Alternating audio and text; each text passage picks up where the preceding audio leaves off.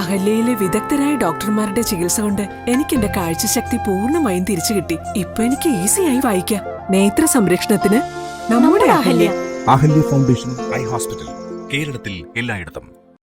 മാറാടി പഞ്ചായത്തിൽ സ്ഥാപിച്ച ഓപ്പൺ ജിമ്മിന്റെ ഉദ്ഘാടനം നടത്തി. ജില്ലാ പഞ്ചായത്ത് മെമ്പർ ഷാൻഡി എബ്രഹാം ഉദ്ഘാടനം ചെയ്തു. ജില്ലാ പഞ്ചായത്ത് മെമ്പർ ഷാൻഡി എബ്രഹാം അനുവദിച്ച ഫണ്ട് ഉപയോഗിച്ച് മാറാടി പഞ്ചായത്തിൽ കുരുക്കുന്നപുരം ഗ്രൗണ്ടിനോട് ചേർന്ന് സ്ഥാപിച്ച ഓപ്പൺ ജിമ്മിന്റെ ഉദ്ഘാടനം നടത്തി. ജില്ലാ പഞ്ചായത്ത് മെമ്പർ ഷാൻഡി എബ്രഹാം ഉദ്ഘാടനം നിർവഹിച്ചു.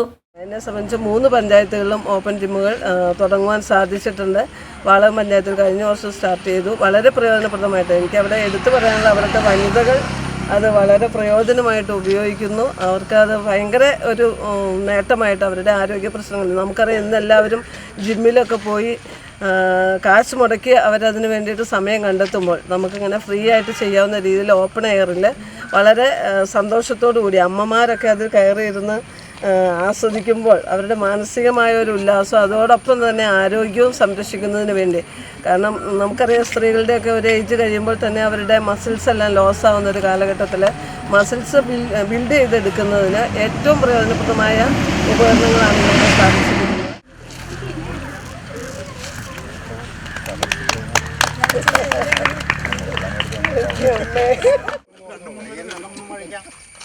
ഇത് എളുപ്പമാണ്.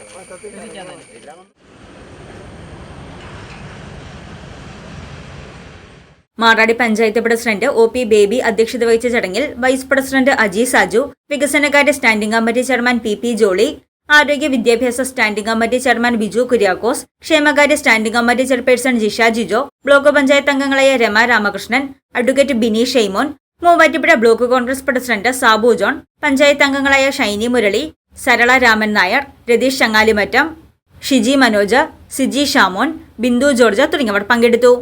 News desk Muvattupuzha news. എന്റെ കാഴ്ചയ്ക്ക് ചില ബുദ്ധിമുട്ടുകൾ അനുഭവപ്പെടാൻ തുടങ്ങിയത് ഈയിടെയാ. ആദ്യം ടെൻഷനായി. മകളാ പറഞ്ഞത് അഹല്യയിൽ പോകാൻ.